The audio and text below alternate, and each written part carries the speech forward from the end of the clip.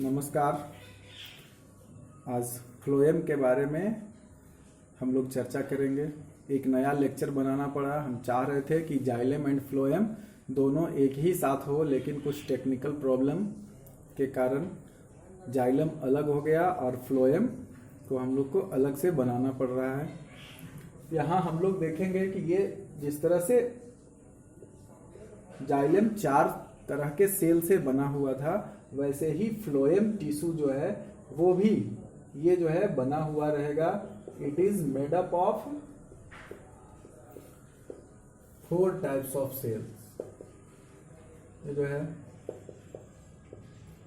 4 तरह के सेल्स का ये भी बना हुआ होता है। और कौन कौन सेल होगा इसके बारे में आप लोग जानते ही होंगे। 9th क्लास में भी हम लोग पढ़े थे कि इसमें जो है सीव ट्यूब, फ्लोएम, पैरेनकाइमा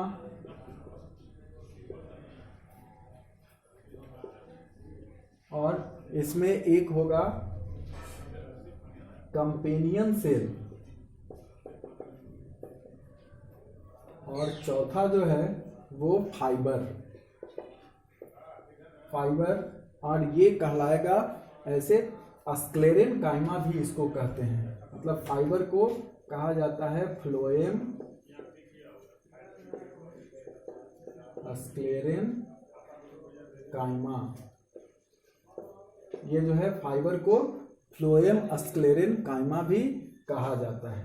तो ये जो है इसमें हम लोग देखेंगे, ये फ्लोएम स्क्लेरेनकाइमा जो है मतलब फाइबर, इसका ये डेड होगा, बाकी सब इसमें लिविंग होगा। ये जो है ये डेड है,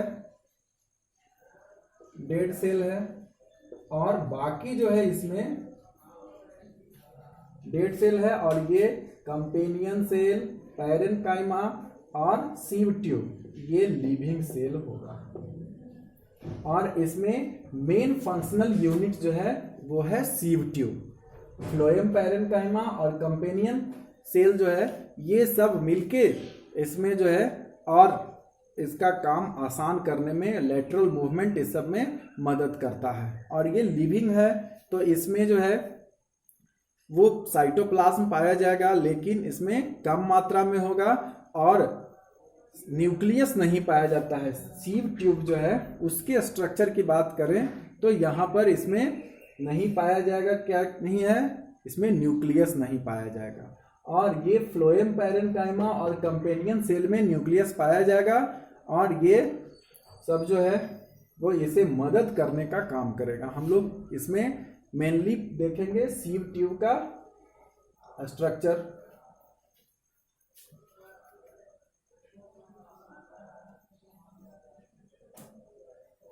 इसमें ये जो है ठीक, हम लोग देखे थे जाइलम में थिक सेल वाल, और इसमें थीन सेल वाल वाला होगा, और बीच में इसमें इस तरह से होगा।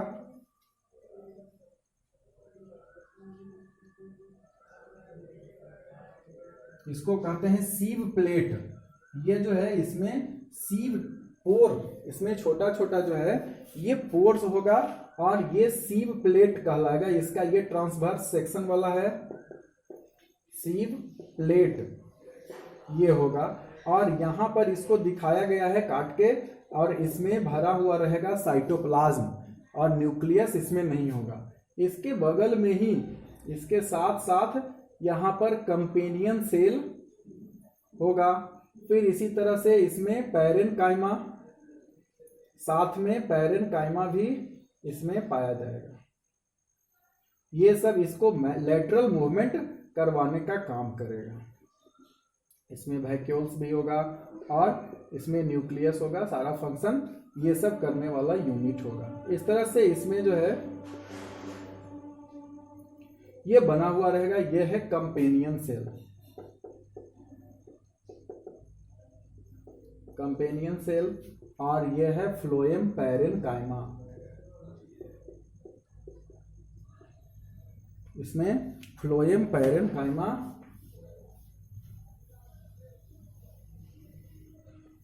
ये इस तरह से स्ट्रक्चर होगा यहाँ, और ये सब जो है इसमें पोर, सीव जो है प्लेट है, और इसमें जो पोर्स लगा हुआ है इसको सीव पोर कहेंगे। ये जो स्ट्रक्चर गोल दिख रहा है ये बड़ा सा ये प्लेट है, एक एक प्लेट करके, और ये वाला और इसमें का ये जो है ये सीव पोर कहलाएगा।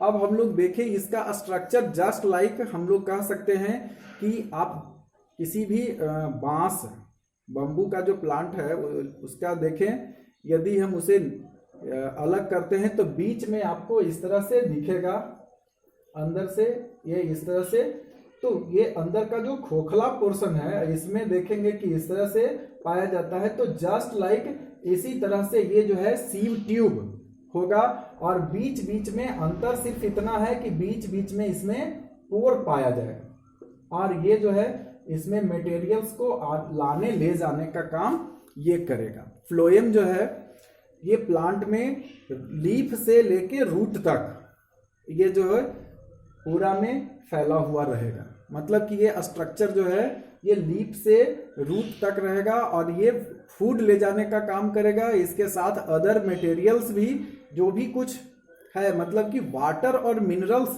के अलावा जितना भी मटेरियल्स है उसका ट्रांसपोर्टेशन करने की जिम्मेवारी फ्लोएम को होगा। तो ये सब सारी जिम्मेवारी जो है वो फ्लोएम उठाता है। तो इसमें सबसे अधिक महत्वपूर्ण ये है सीव ट्यूब, इसके बगल में कंपेनियन सेल, ये इसे मदद करने में काम आता है। और इसमें से भी चूंकि इसका जो है सेल वाल बहुत पतला होता है और इसमें प्लाज्मोडेस्माटा होगा, इसके थ्रू ये इसमें भी जाएगा फूड मटेरियल्स, और फिर इधर भी पैरेन्काइमा में भी चला जाएगा। तो इस तरह से करके, और ये लेटरल मूवमेंट होगा इसमें पैरेन्काइमा द्वारा और कंपेनियन सेल द्वारा होगा। लेकिन ये जो है एक्चुअली ये मूवमेंट करवाने का काम करता है सीव ट्यूब, और इसमें दोनों डायरेक्शन में, मतलब ये जो है बाई डायरेक्शनल होगा, ऊपर से नीचे भी आ सकता है इसमें मटेरियल्स, और नीचे से ऊपर भी इसमें जा सकता है। जैसे कि लीफ जो है वो अपना भोजन फोटोसिंथेसिस के द्वारा वहां पर बनाएगा, तो वो उसका जो फूड में जो बना हुआ जो है प्रिपेयर्ड फूड है वो रूट तक पहुंचेगा, या जहां जहां जिस ऑर्गन को जरूरत है, प्लांट का जिस पार्ट को जरूरत है वो वहां तक फ्लोएम के थ्रू जाएगा। और हार्मोन्स यदि प्लांट में बनते हैं, जहां जहां जिसकी आवश्यकता होती है वो हार्मोन्स भी इसी के थ्रू जाएगा, फ्लोएम के थ्रू जाएगा। और कहीं कुछ और मटेरियल्स जो है उसका सेक्रेशन यदि हो रहा है तो कहीं पहुंचाना है, ट्रांसफर करना है, तो वो भी होगा। जैसे कि हम लोग देखे थे पिछले भी लेक्चर में बताए थे कि निकोटीन एक जो है वो केमिकल सेक्रेट होने वाला है टोबैको प्लांट में, तो वो होता है कहाँ सेक्रेट, वो है उसके रूट में सेक्रेट होगा, और जमा कहाँ होगा, लीफ में। तो अब रूट से लीफ तक पहुंचाने का काम वहां पर फ्लोएम करेगा, मतलब कि यहाँ जो है वो जाइलम का काम केवल वाटर और मिनरल्स ले जाना है, इसके अलावा जितना भी मटेरियल का ट्रांसपोर्टेशन होगा वो सब फ्लोएम के थ्रू होगा। तो ये जो है फ्लोएम रूट से लीफ तक ले जाने का काम वहां करेगा, और बाकी काम जो है जैसे जहां भी फोटोसिंथेसिस हो रहा है लीफ में या स्टेम में हो रहा है कहीं भी, तो वहां से फोटोसिंथेसिस से के द्वारा जो मटेरियल्स बनता है उसको ले जाने का काम डिफरेंट ऑर्गन्स में, डिफरेंट पार्ट्स ऑफ प्लांट में ले जाने का काम होगा फ्लोएम का। और ये फ्लोएम जो है वो पहुंचाएगा, जैसे मान लिया जाए कि अगर मूली है, गाजर है, तो ये सब का रूट में, तो लीफ से वो पहुंचाएगा रूट में। कुछ ऐसे प्लांट्स भी होते हैं जिसे बाद में फिर से जरूरत पड़ता है, तो स्टोरेज ऑर्गन के पास से फिर अगर फूड मटेरियल्स जो है उसे ले जाने की आवश्यकता होती है। जैसे स्प्रिंग सीजन में बहुत से प्लांट्स जो हैं उनमें नया बर्ड्स निकलता है, ऊपर से जो है वो ब्रांच, लीफ, फ्लावर ये सब ज्यादा निकलता है, तो वहां पर उसे ले जाने का भी काम फ्लोएम का है, या स्टोरेज ऑर्गन से लीफ तक पहुंचाने का भी काम वो करेगा। नया नया जो लीफ बन रहा है उसे भोजन की आवश्यकता होगी, एनर्जी की आवश्यकता होगी, तो वहां पर वो स्टोरेज ऑर्गन से लेके पहुंचाएगा लीफ लीफ तक पहुंचाने का काम करेगा, कहीं फ्लावर्स में, कहीं फ्रूट में, तो हर जगह वो जो है मतलब स्टोरेज ऑर्गन तक पहुंचाने का काम ये करेगा। अब ये कैसे काम करता है, ये जो है मैकेनिज्म हम लोग देखें कि जाइलम में क्या था, यूनिडायरेक्शनल था, लेकिन इसमें बाई डायरेक्शनल है। जाइलम जो है केवल नीचे से ऊपर ले जाने का काम कर रहा था, मतलब रूट से जो है वो लीफ तक ले जाने का काम कर रहा था, सॉइल से वाटर और मिनरल्स का डिसॉल्व सबस्टांस जो है उसको ले जाने का काम ये कर रहा था। लेकिन इसमें हम लोग देख रहे हैं कि ये नीचे से मतलब रूट से ये जो है स्टेम लीफ तक भी ये पहुंचा रहा है और लीफ से रूट तक भी पहुंचा रहा है, मतलब कि प्लांट्स के किसी भी पार्ट में वाटर और मिनरल्स के अलावा जो मटेरियल्स पहुंचाना होगा वो सारा काम होगा फ्लोएम के जिम्मे। अब हम लोग यहाँ देखेंगे कि ये मैकेनिज्म कैसे ये होता है, इसमें ट्रांसपोर्टेशन।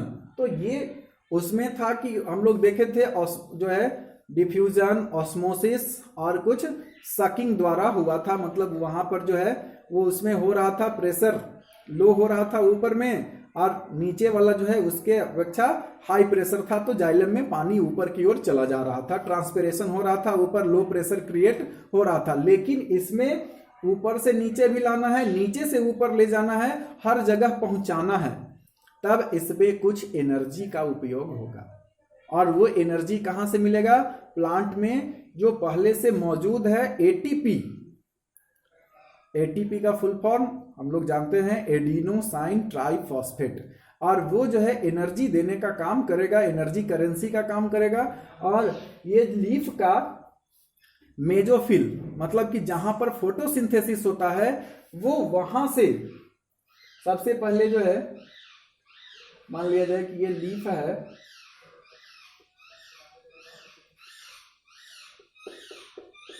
तो इसमें फोटोसिंथेसिस होगा यहाँ, तो इसमें जो बीच का जो गैप है उस थोड़ा मोटा लीफ जो है वो जहाँ पर फोटोसिंथेसिस होगा उसका जमा होगा यहाँ पर जो मटेरियल्स है, फूड मटेरियल्स, वो मेजोफिल्स, और मेजोफिल से ये जो है ये जाएगा यहाँ से पेटियोल के थ्रू। तो ये जो है अब यहाँ पर एटीपी जो है उस यहाँ पर डिफ्यूजन के थ्रू डायरेक्ट ना जाके, और यहाँ जो है ये सीव ट्यूब में सबसे पहले जो है थोड़ा सा एनर्जी यूज करना पड़ेगा, और ये जो है एनर्जी यूज करके और ये सीव ट्यूब में देगा। और सीव ट्यूब इसको जो है, अब चूंकि यहाँ पर कॉन्सेंट्रेशन जो है इसका हाई हो गया, तो अब यहाँ पर ये इसमें से दूसरा वाला को देगा, सेल को। इसी तरह से ये एक कंटिन्यूअस चैनल बन गया, और ये लगातार अब यहाँ से हायर कॉन्सेंट्रेशन से लोअर कॉन्सेंट्रेशन में अब यहाँ ये जो है इस तरह से आगे बढ़ते चला जाएगा, डिफ्यूजन होते रहेगा।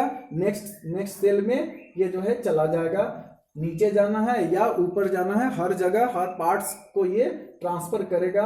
और लैटरल मूवमेंट के लिए जैसा हम बताए थे कि इसमें होगा प्लाज्मोडेस्माटा, तो ये जो है इस सेल का मटेरियल्स जो है वो इधर भेजेगा, फिर नेक्स्ट इस तरह से करके पैरेन्काइमा और इधर कंपेनियन सेल, ये दोनों मिलके लैटरल मूवमेंट करवाने का काम करेगा, और ये ऊपर नीचे जहां भी ले जाना है इसको मटेरियल्स, तो ये फ्लोएम ले जाने का काम करता है। इस तरह से प्लांट में जो है वो जाइलम एंड फ्लोएम दोनों मिलके ट्रांसपोर्टेशन का काम करता है।